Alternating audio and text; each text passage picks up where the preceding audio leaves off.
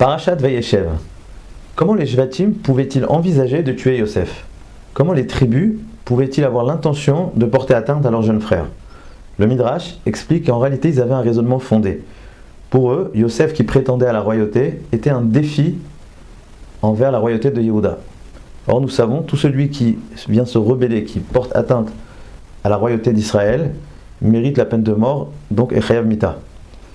Mais si c'est ainsi, pourquoi par la suite les Shvatim vont avouer leur erreur? Ils vont dire Aval Hashemim Anachnu, nous sommes coupables, puisque leur raisonnement était fondé selon la Torah. Le Shla Akadosh propose une explication très intéressante. L'erreur des Shvatim était de penser que la royauté de Yosef venait rivaliser avec la royauté de Yehuda. Mais en réalité, c'est tout le contraire, c'était justement une préparation. La Malchut de Yosef était nécessaire comme prélude à la royauté de Yehuda. C'est ce qui va se passer d'ailleurs dans l'histoire plus tard, où le temple que nous savons qui sera construit à Yerushalayim, du temps de Shlomo HaMelech, sera anticipé, précédé par le temple de Shiloh, donc sur le territoire de Yosef. Yehuda, la Malchut de Yehuda sera toujours précédée par celle de Yosef.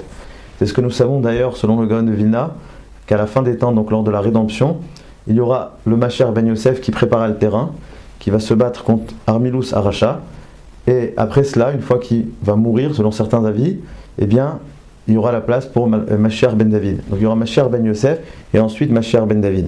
Yosef et Yehuda sont les deux figures qui vont nous accompagner le peuple juif tout au long de l'histoire, que ce soit du temps des Meraglim ou du temps de la guerre de Amalek. On retrouve toujours ces deux figures, même suite d'ailleurs à la destruction du temple, ou le temple donc de Shlomo HaMelech, où ça donnera naissance à deux royautés, l'une représentée par le premier roi, donc Rehoboam, issu de Yehuda, issu de David et donc de Yehuda, et celle de Yerovam ben Nevat, issue de Yosef. À partir de ce moment-là, il y aura deux branches dans le clan d'Israël, celle de Yehuda et celle de Yosef. Mais la question qui se pose, c'est pourquoi ces deux branches? Pourquoi deux Malchuyot et pourquoi deux Mashiach? Ça ne suffit pas un seul Mashiach. Pourquoi il faut absolument que le Mashiach ben David soit précédé par Mashiach ben Yosef? Pourquoi Yehuda doit être tout le temps précédé en réalité par Yosef? Que représentent vraiment Yosef et Yehuda? La Gemara nous dit, Yosef qui sanctifia le nom divin de manière secrète avec la femme de Potiphar, méritera une seule lettre du nom divin, donc la lettre E, comme le verset Edut bi Yosef Samo.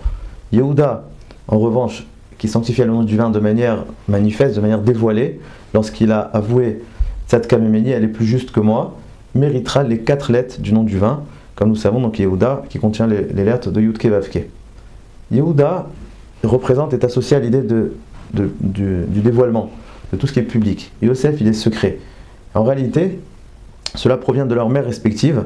Il est dit que Rachel, qui a su garder le silence, donnera naissance, aura comme descendance donc des personnalités qui sont empreintes de cette vertu-là, de ce silence-là, de savoir se contenir, comme Binyamin, comme Esther ou Shaoul. En revanche, Léa, qui avait la mida donc de reconnaissance, aura dans sa descendance des personnalités qui incarnent cette vertu-là, comme Yehuda, qui a dit Tzadka Memeni, ou David HaMelech, qui a passé sa vie à reconnaître, à être modèle Hachem.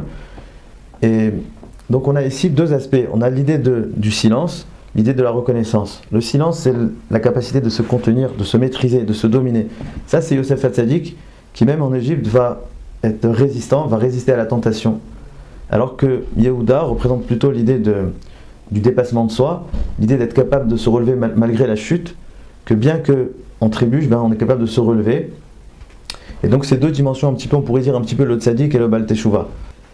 La Chassidut compare Yosef et Yehuda au sechel et au lev, donc à l'intellect et au cœur. L'intellect, c'est la rigueur, il n'y a pas de changement, c'est la solidité, la stabilité.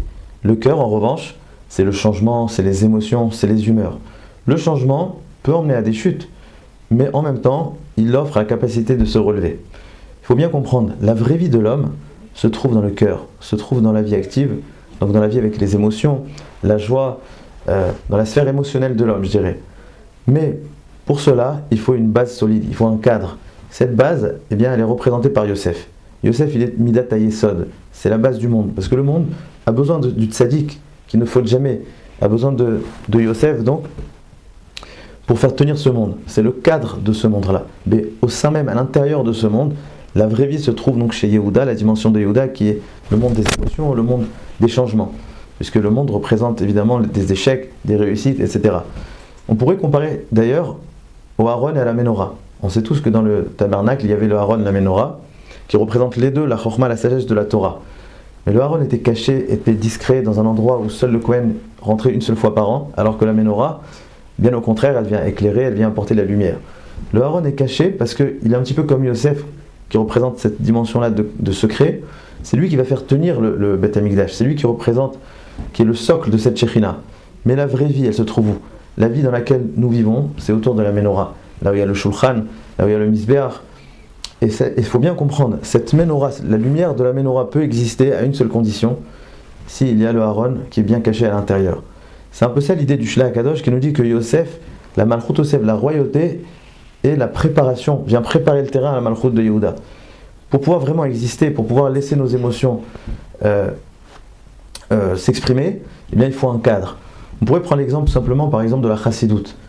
Nous savons que la Chassidoute met l'accent sur les émotions, sur la joie, sur l'exaltation. Mais si on ne met pas avant ça un cadre, le cadre de la halakha, de la rigueur, eh bien toute cette joie-là, quelque part, elle est un petit peu en trop. C'est seulement si on a un cadre, si on a la halakha, si on a la Torah, la Gemara, etc., qu'à ce moment-là, on pourra vraiment exprimer notre joie, être exalté et vivre justement cette vie pleinement, comme la Torah le demande. On pourrait retirer un enseignement également en matière d'éducation, où la vraie réussite dans l'éducation résidera là où il y a un équilibre entre la rigueur et l'empathie, entre la samchout, donc le cadre, la rigueur des parents, et la capacité justement de comprendre l'enfant tel qu'il est, d'être empathique donc avec l'enfant. Et c'est seulement à travers cet équilibre eh bien, que l'enfant pourra grandir, pourra réussir. La malchout de Yehuda doit être toujours précédée par la malchout de Yosef, et c'est ce que nous dit le Navi Yechezkel à la fin des temps. Ces deux malchouyot se rejoindront en une seule branche, et c'est ça ce qui va emmener la Géoula Bezrat Hashem. Yumera B'Yamenu Amen. Chazak u'Baruch Shabbat Shalom.